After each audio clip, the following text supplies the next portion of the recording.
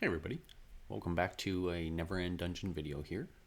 In this video, I want to cover equipment, swapping out items, and extraction of items. So we'll press I to open our inventory, and we can see that everybody in our party currently has a weapon equipped and has a piece of armor equipped, which is great. We also have a barnacle encrusted bracer here within our inventory that has 0.25 strength.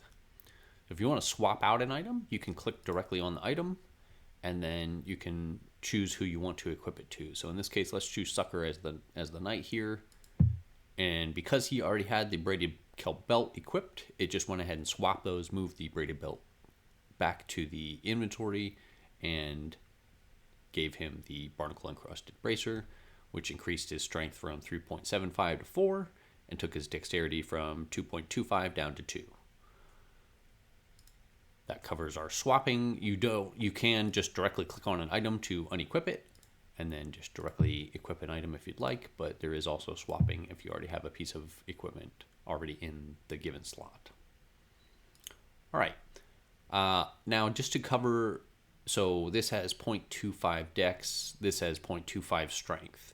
Both strength and dexterity are used for physical damage.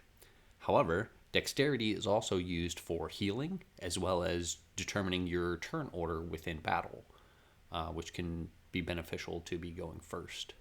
So it will be no loss of damage if I give Sucker this dexterity over this strength, even though it does lower his strength now.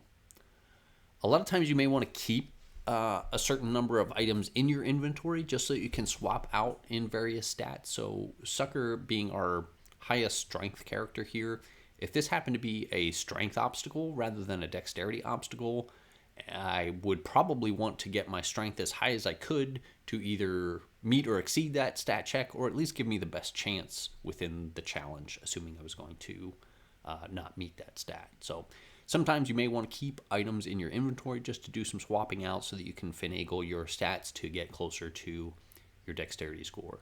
However, since everybody has equipment already, I am actually going to click on this bracer, and instead of equipping it by clicking on one of the characters, I'm going to click on the extract button here.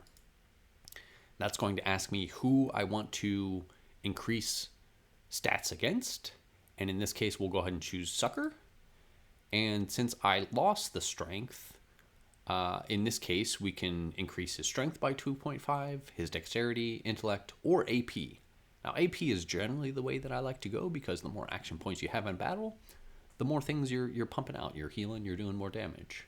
In this case, we'll just go ahead and choose strength to get that strength back up to a nice round 4.0 on Sucker.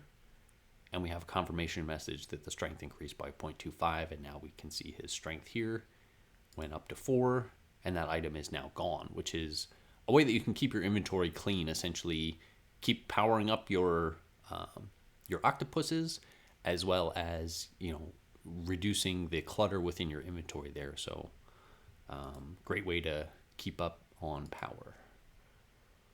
All right, and then of course, you can just click any item. It will swap out. So I just gave the level 2 hammer to Sucker now, which increased his int and dexterity more. And then if we want to swap the weapon or give the weapon back to Kale, that lowered Kale's dexterity and intellect a little bit. However, intellect is less relevant for the rogue because he's generally not doing a lot of magic or healing. So having that strength and dexterity being higher is beneficial. All right, I think that covers equipment, items, swapping, and extraction. Drop me a comment if you have any questions. As always, peace, love, and video games. Thank you.